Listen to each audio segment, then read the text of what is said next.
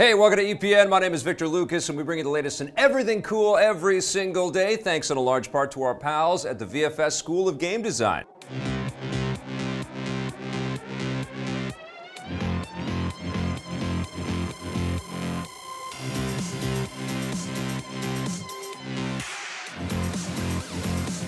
Thank you so much, Vancouver Film School. Now, this rundown is dedicated to our transgender audience. We love you. Enjoy your rundown.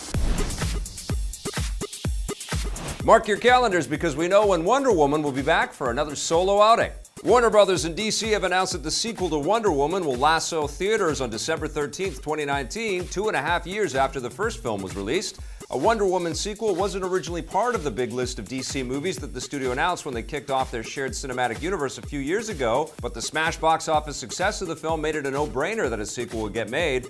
Wonder Woman is currently the highest-grossing movie of summer 2017, beating other superhero adventures like Guardians of the Galaxy 2 and Spider-Man: Homecoming, at least in North America. Gal Gadot will return as the iconic heroine, but the film's director, Patty Jenkins, isn't a done deal yet. According to The Hollywood Reporter, talks between Jenkins and the studio are still ongoing, but she's expected to return, so we'll let you know when official announcements are made. Jenkins has stated that she hopes to come back for the sequel, and DC Comics Chief Creative Officer Jeff Johns says that she's already working with him on the screenplay. The story is rumored to be set in a more modern time period, the 1980s, with Wonder Woman involved in a Cold War-era plot, expected to deal with some heroic themes. The essence of the story to me is, what is it to be a hero? Is it defeating the bad guy? Yes, sometimes, but it's more than that, because it ultimately ends up being about, like, what any of us in adulthood end up discovering.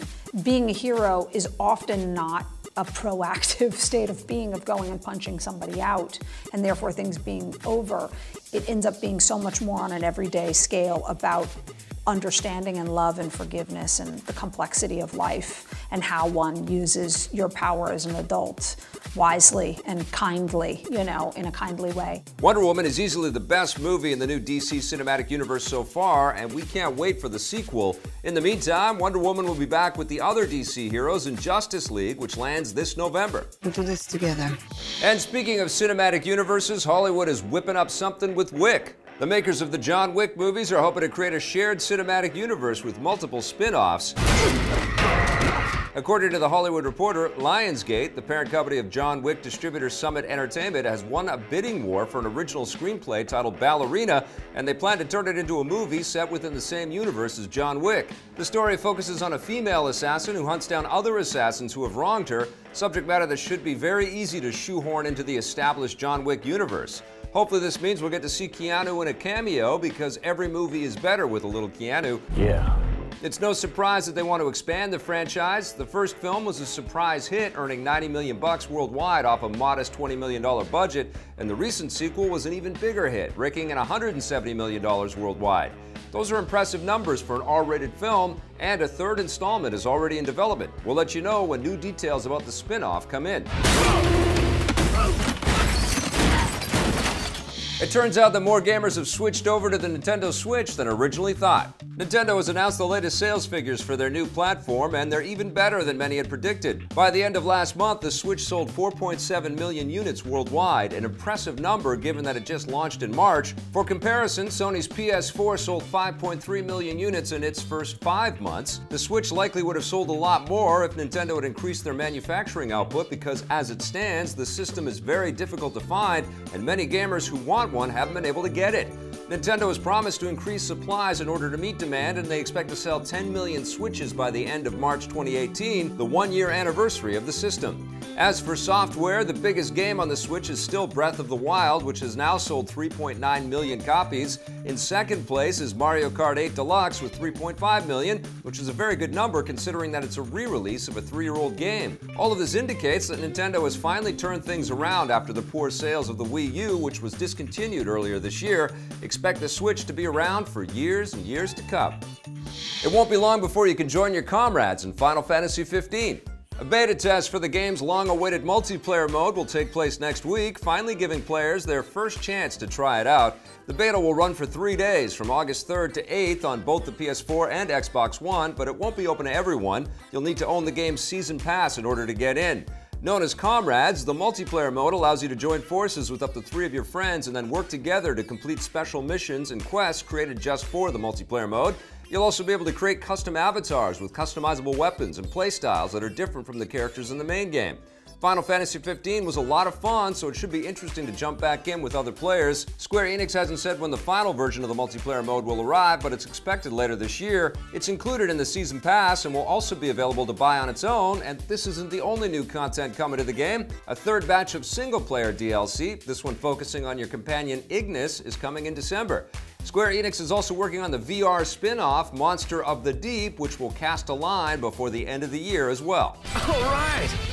Those adorable little Roomba robots might be vacuuming up your privacy in addition to all that dust and dirt. iRobot, the company behind the Roomba, says that the robotic vacuum cleaners have the ability to make 3D maps of your home and obtain other personal information about its users, and they want to start selling that information to the highest bidder. In a recent interview with Reuters, iRobot's CEO and co-founder Colin Angle points out that a detailed map of a user's home is very valuable information now that smart homes and other home-centric devices are becoming more popular, so they hope to reach a deal to sell that information to companies like Apple, Google, and Amazon. Modern Roombas don't just have the ability to make 3D maps, they also have microphones that could potentially record conversations, which would be valuable information to tech companies and advertisers as well. This all sounds very invasive, but Angle stresses that they won't be selling a user's personal data without their permission. Still, it raises questions about privacy, which seems to be harder and harder to find as technology becomes more and more prevalent in our daily lives. I'll stick with my trusty broom for now. EA's new racing game isn't just for people who have a need for speed, it's also for those of us who have a need to customize old cars. EA and Ghost Games have released a new trailer for Need for Speed Payback, the latest game in their long-running racing series. The trailer gives fans a new look at the car customization system, which promises to be deeper and more robust than ever before. Players will be able to take the scrap derelict cars that they find in the desert and then build them up into awesome muscle cars, and the customization system will also work with the more modern cars you acquire. The better you do in races, the more parts you'll unlock. The game is rumored to have some kind of microtransaction system, although we're still waiting for official confirmation from EA about that, so we'll let you know if it happens. We do know that it will have a more expensive deluxe edition with extra cars, and those who pre-order the game will get extra cars as well. Need for Speed Payback crosses the finish line on November 10th.